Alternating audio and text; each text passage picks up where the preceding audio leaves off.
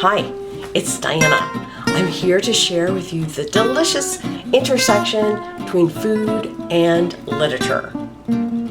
Usually. But this week I'm doing something different. Taking a little break from the heaviness of 1984 and talking about 3 books that I'm really excited about and sharing that excitement. And this time it doesn't have anything to do with food. So I reserve these 3 books. I might be able to bring them back and talk about the food in them. The books have 3 things in common. First, they are all children's picture books, my favorite genre. Second, I found them all by browsing in the library. Good way to discover books. And thirdly, I said the third one already. I don't look at the food. Okay, so if you enjoy this or any of the episodes, please like and subscribe and share and make a comment. Suggest a book. Thanks for watching. Hi, it's Diana.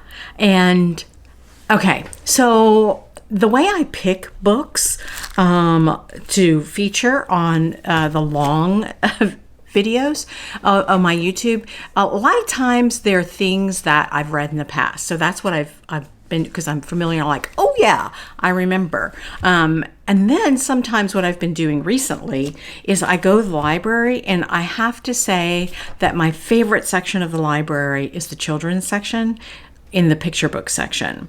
And it's not just the library, but that's where I've been going recently. And I bring home a bunch, and then I kind of go through them, and then sometimes I love them so much I have to buy my own copy. So I saw that. That's not sad. I made a sad face, but it's not sad. It's not sad, except I don't have much space, and I'm filling it up. Yeah, that's what happens when you don't have, because I don't have bookshelves right now. I have no concept of how much space I have. All my books are still in boxes, even though I've lived here for a year, because Anyway, and so I keep buying books. Sometimes I also like really old children's books, and I follow some people on Instagram, and it is proven to be very dangerous. But this book is one of the books that I found in the library, and then I loved it. I love the illustrations because they are so different. They're kind of graphic, but they include text. And then the text is really interesting. Here's the image of the alligator.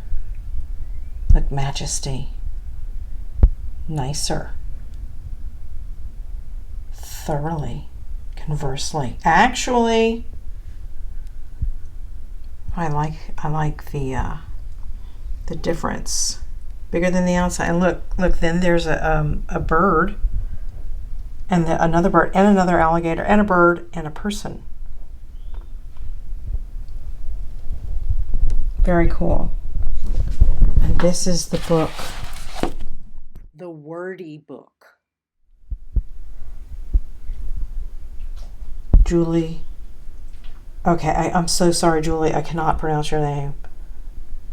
Paschkis? Beautiful book. Beautiful. Here's another one that I really like, and this is just like and that's this Mother Goose. And I bought it before I really looked at the library book, and I like, you know what, I'm gonna like this.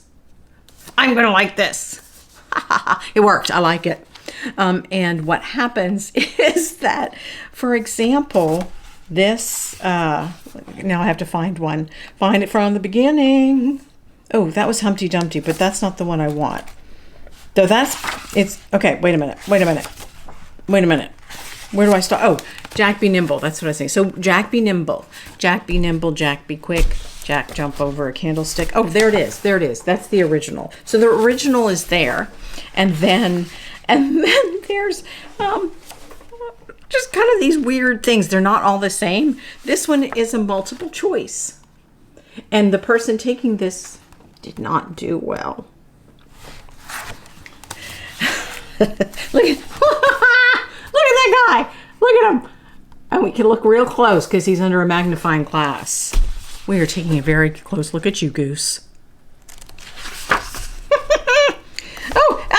Oh my God, a book report. The main character in this nursery rhyme is Jack.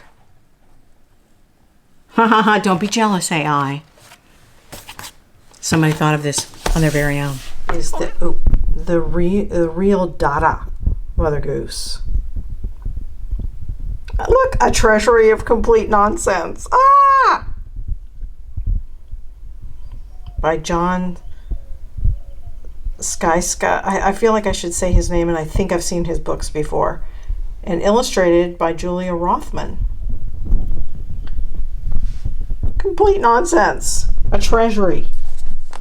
This book has some complete nonsense. It's a treasury. Oh, and there is the goose. For Mother's Goose. There's Mother's Goose. Books. And then I'm just going to show one more because and the thing with these is I'm like, okay, I haven't found a food in there yet, so I don't know if I can justify, but I don't have to find a food in there to love it. And that's the story I'm telling myself, because I also love this one. Make room for everyone. Oh, there's an awful glare. Make room for everyone. And it's a counting book. Those are great. And the illustrations in this are wonderful. I love them. Okay, first off, there's some really cool textiles. Well, none of it's textiles, but renditions of textiles. I'm looking. Well, let's just use this page. Okay, with no glare, or with no limited glare. I mean, look at all these patterns and textiles. Love it. I love textiles, though I don't talk about that here because I talk about food. I love other things besides food. And then look at their expressions. I love their expressions. They're very expressive. Say, how many times can you say expressive in different ways? Oh, move your big hand, Diana. And another thing that I like about this book is the volume of fabric. So the bodies, this is me talking while I look, and it is causing me issues. The bodies still show movement, but the fabric is voluminous. As somebody who draws sometimes, that is very engaging to me, because how do you if you have a bunch of fabric, how do you make a body look like it's moving? Okay, here's one. How do you make a body look like it's moving? Look at her. Look.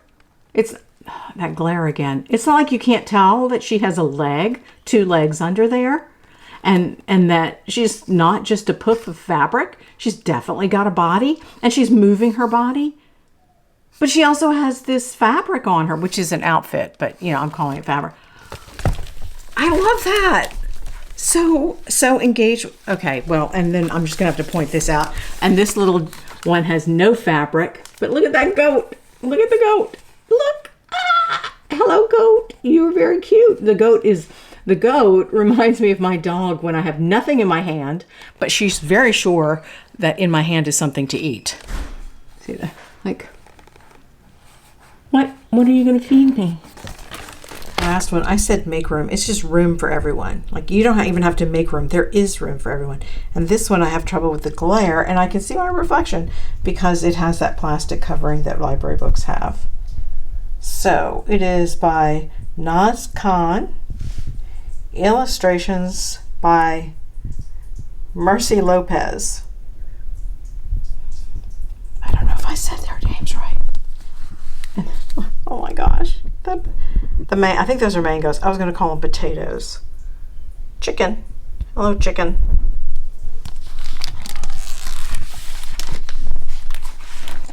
Those illustrations are great. And it's different for a counting book. Counting books are one of those things that you can have a bunch of. Look, 6 stinky chickens. But the textiles the patterns are just, I love them. And I love the bodies and the expressions. Everything I talked about. Look, they're even swimming. Why not be swimming?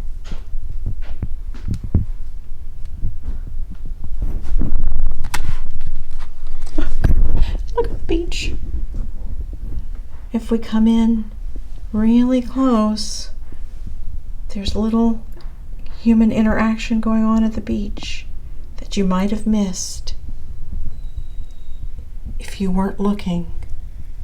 Say, if you were underwater swimming with a turtle.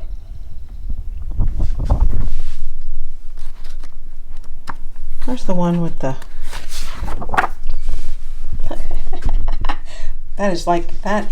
look at the goat. The goat is not pleased. No, not impressed. The people are really, if there were less people, there'd be more room for goats. Where's the picture of the bus? It's not a bus. Oh, here we go. Yes. I love illustrations where there's so much going on. And you can keep looking and seeing different things.